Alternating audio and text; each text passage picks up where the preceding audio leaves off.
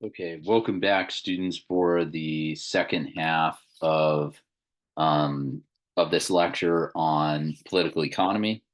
We left off kind of discussing some of the advantages and disadvantages of having the state regulate trade. And in this second part, I want to pick up on political economic systems. We've got our four basic classifications of liberalism, social democracy, communism, and mercantilism.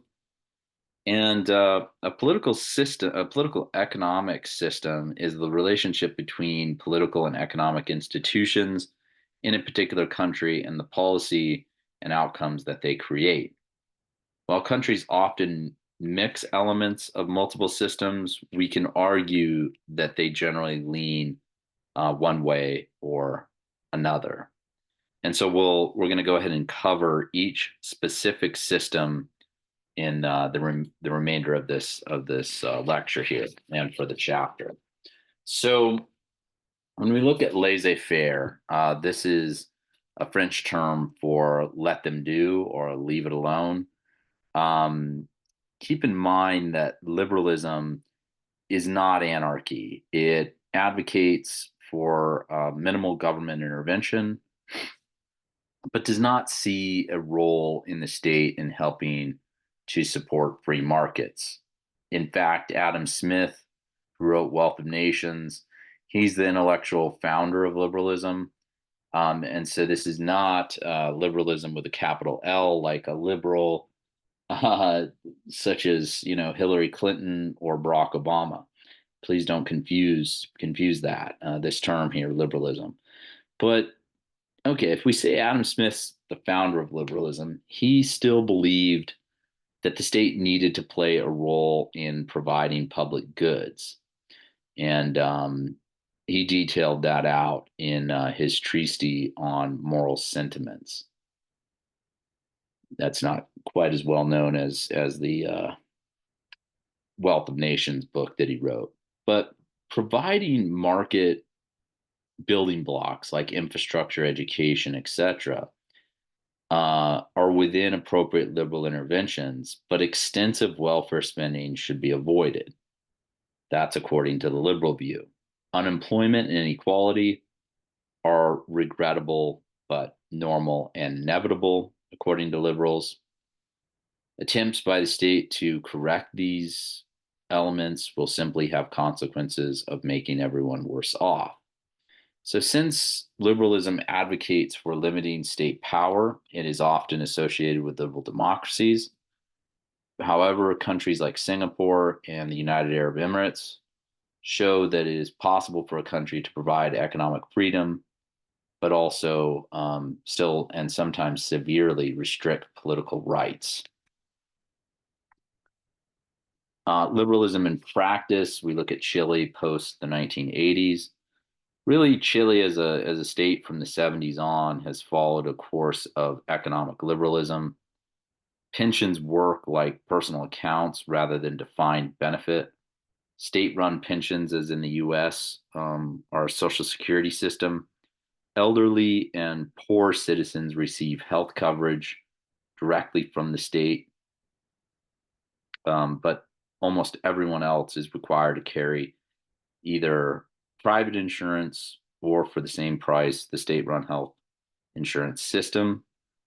This is somewhat similar to the 2010 Affordable Care Act, health reform in the United States with an individual mandate, but with the addition of a public option insurance plan. And of course, the individual mandate went away under Trump, and that kicked the ball to the states.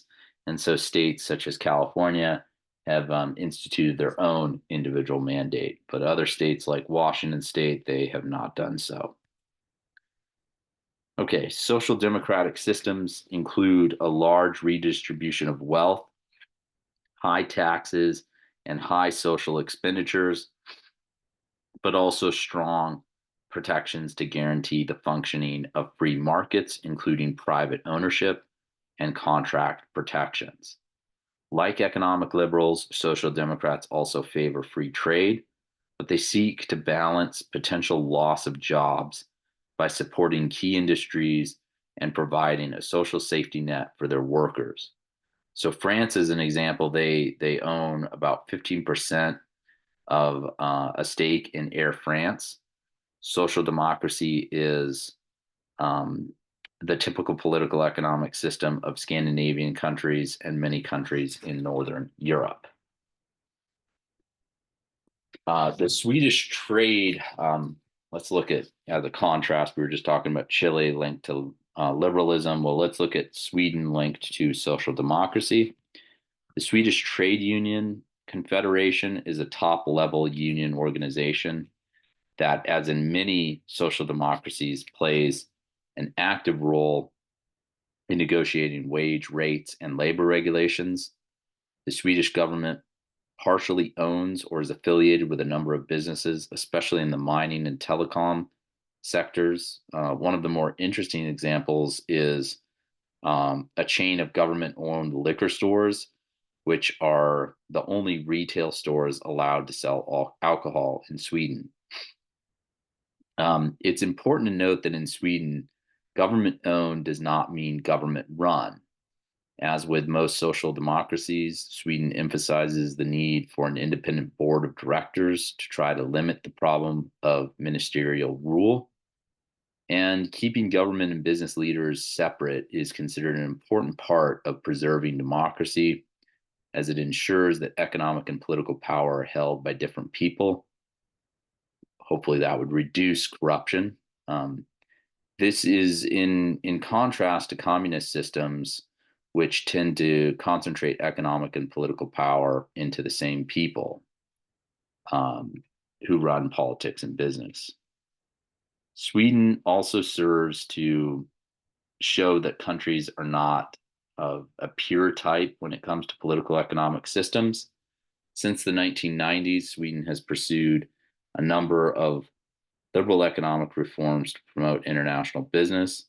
And in fact, most Swedes are offended when Americans call them socialists, as demonstrated by there's an opinion piece actually from a Swedish economist, Johan Norberg, from the Cato Institute, that he writes. That's coming directly from that source. But what Swedes and other social democracies, they prefer the term mixed economies. They remain supportive of equality of opportunity ideas, giving extensive funding to education, but are accepting that equality of outcomes is often unrealistic or even undesirable. And Sweden seems to have found a good combination of liberal business climate with social democratic population support. Forbes and the Economic Forum have named them one of the best places in the world to do business. That was in 2017. I don't think much has changed from that. Whereas Forbes and the World Economic Forum, they ranked the United States at 23rd in terms of best places in the world to do business. So, drawing from the writings of Karl Marx and others, communism views the free market or capitalist system as inherently exploitive of the labor force, the proletariat in Marxist terms. That's the labor force. They call them proletariat. Well, Marx was kind of a vague on how a communist utopia would be run. He envisioned a state of anarchy with small communes producing goods, highly inefficient market system, really for the modern era. The political figures who put communism into practice were Lenin and Stalin in the Soviet Union, Mao in China, Castro in Cuba, although we could name others probably. Think of other lesser known people who put communism into practice. But they created a system where the government completely replaced the forces of the market, and they began to lag behind pretty quickly. Although Mao in China did have some successes early on with the communes. But then they experienced a some really tragic things, especially with the Great Famine from 64 to 67. We really don't know how many people died in this famine in the mid 60s, mid to late 60s, but estimates are somewhere between 40 and 100,000 people. So, anyways, I won't get into that. But in these systems of communism, it's important to note that private assets like factories, farms, equipment, those are going to be seized by the state. They were either redistributed, often to communist loyalists who may or may not know how to operate these factories and farms and the equipment, or they were owned collectively. The infamous agricultural communes seen in the Soviet Union and in Mao's China. Industry was government owned and heavily regulated, with each business given specific production quotas from bureaucratic officials. So, in terms of looking at this, communism practice really winding up to be a dead system. Politically, it's still out there, but economically, it just hasn't produced the successes that people thought it would. And it was, while communism was a major economic system during the 20th century, few states are truly communist today. Eastern Europe has largely transitioned to liberalism or mixed economies, and countries like China and Russia pursue policies closer to mercantilism. Even Cuba, a long-standing holdout in the communist front, has recently instituted market forces or reforms. Um, the main reason for all of this is that communist economic systems really don't work very well. Markets are complex systems, and even the best government planning cannot replace the efficiency of supply and demand at providing public or private goods. These systems de-incentivize production, stifle innovation. They create these massive supply shortages, including food supplies, which lead to mass starvation, which I mentioned in the Great Famine during the mid 60s in China, and lagged long term behind other economic systems.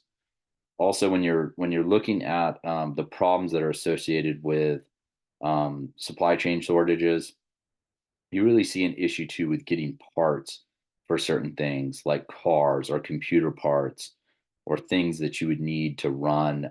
We can think of like the Internet of Things, IoT, or connected devices, Bluetooth capability kind of things. These chips, um, the semiconductor chips are a major conversation that's driving everything right now, especially the semiconductors that are found in all of the vehicles that are being churned out, the new vehicles that are on the production line.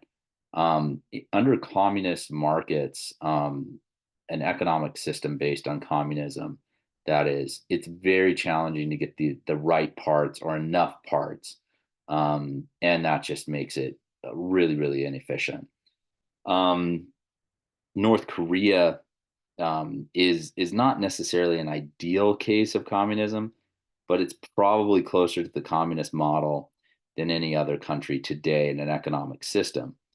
And so even the hermit kingdom of North Korea is slowly adopting some free market elements, at least in Pyongyang. I don't know about, outside of the capital, but that's just simply to alleviate some of the supply chain shortages for the economic elite. The rest of the people, the peasants, unfortunately, you know, they are dealing with some really harsh living environments, including housing and food, the basic needs. Okay, let's move on to mercantilism. For those familiar with the international relations theory of realism, mercantilism is basically realism set to economic rather than military terms. You grow the economy because it ensures state survival and gains influence. Mercantilist governments extensively intervene in the economy, though this intervention is less intense than in communist systems. Major industries are neither fully nationalized, that would be government owned, um, or partially owned by the government. Mercantilism involves close cooperation between the state and firms, especially large firms that export. It's based on the belief that exports are good and imports are bad.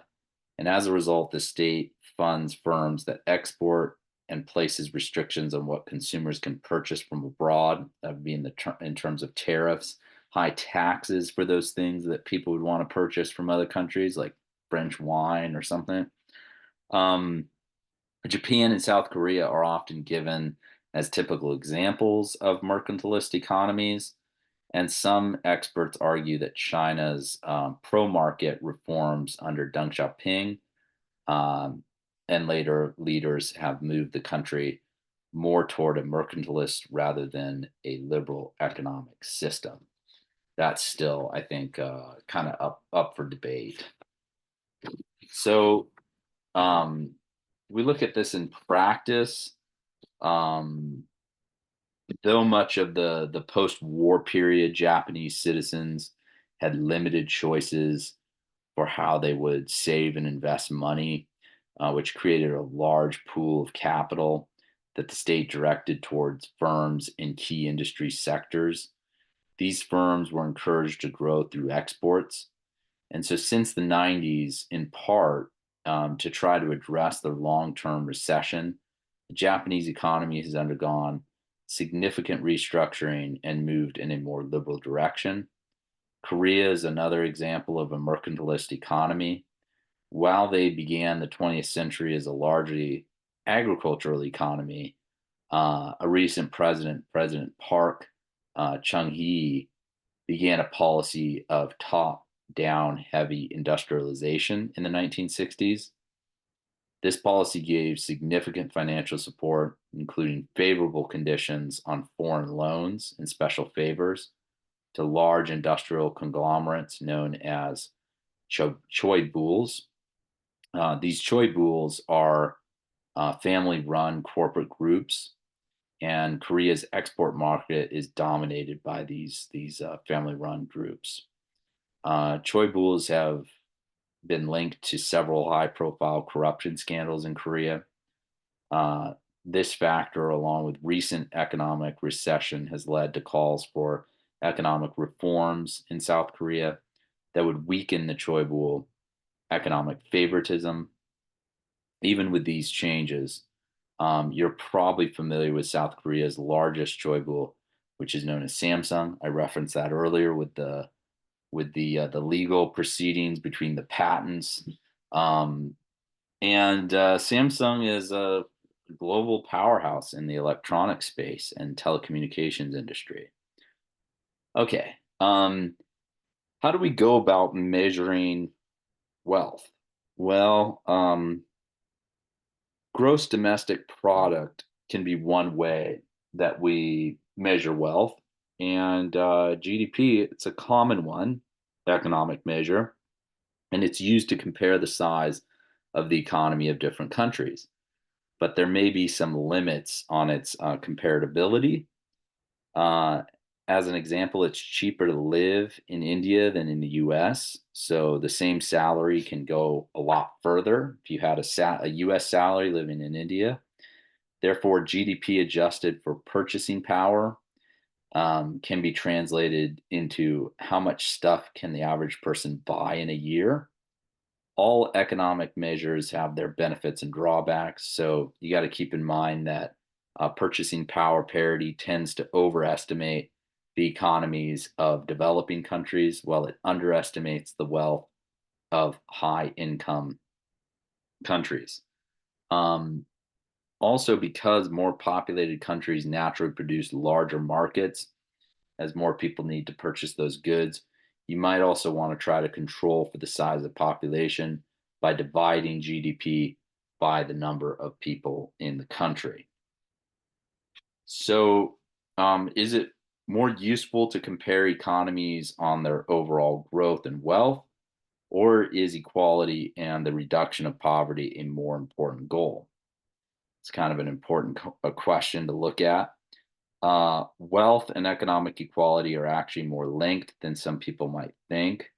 Economic growth and development may be more achievable if a lot of citizens have the ability to innovate and create wealth. And at the worst, poverty prevents people from being able to achieve their potential. Large, persistent inequality can also be a sign that a society is chronically failing to reap the gains from human development. Next, we get to this thing called the Gini coefficient. Gini is it's not an acronym, but it's actually named after an Italian statistician. And what the Gini coefficient does for us is that it measures, it's a measurement of unequal distribution. A high number is an indicator of a country that is highly unequal. A lower number on the Gini coefficient gives us the indicator of greater equality. So a low number is good. We're looking at greater equality. High number, highly unequal. Okay. Um, so instead of measuring monetary wealth, you might, you know, want to, you might instead compare the quality of life of the people living in a country. This is just one among many factors consider. Human development, statistical tool where we can evaluate the overall health, wealth, and knowledge of a country's people. It was created by the UN's development program, and it measures quality of life by combining expected years of education, life expectancy, and income per capita. Life expectancy is an interesting one to kind of take a look at, where you have some states that are particularly Lesotho, which is a small country that's landlocked inside of South Africa. They have one of the highest rates of AIDS around the world, which brings their life expectancy way down. In terms of other countries with really low life expectancies, we have Russia, which has an alcoholism problem that draws their life expectancy down as well. So having diseases and things that addictions within populations of countries, those are some major challenges that those states have to face, like Lesotho and Russia. I'm just bringing up a couple of countries with really low life expectancies. That's tough. It's a tough one to overcome. Those countries, as you would imagine, with low life expectancies, also have low income per capitas and also low expected years of education. So, not a great quality of life. Um, but then you look at a country like Japan that has a really high life expectancy rating because of their the way that the population there conducts themselves, as well as the diet of the Japanese people. And so I mentioned another factor that you might want to consider is happiness. How happy are citizens of a particular country living in? You could look at suicide rates within the United States. Actually, it's interesting to note that Montana has one of the highest suicide rates in the union. They are, it's a couple of factors as to why Montana is confronting that, and it has to do with the access to guns in Montana, and per capita, Montana as a state has a lot of veterans that live there, and so they're combating a lot of mental health issues that they need assistance with. And so, suicide rates in other countries where you have not a lot of sunshine, countries like Norway and Sweden, um, but those are also actually typically countries that rank higher on a survey that's given in terms of happiness, which is interesting because those countries also deal with high suicide rates because of the seasonal sadistic disorder that's associated with living there, where you might have 1 or 2 hours of daylight in Sweden or Norway or a state like Alaska, 1 or 2 hours of daylight in the summertime, or excuse me, in the wintertime. Winter months, low amounts of sunlight. And then you just deal with sort of the opposite extreme in the summer where you're getting 18, 19, 20 hours of daylight. And it's a lot. It's a lot to kind of take in. And so, anyways, I just want to leave all of you with this Human Development Index, kind of something to look at a little bit further on your own if you'd like to. But that is going to sort of do it for this lecture on political economy.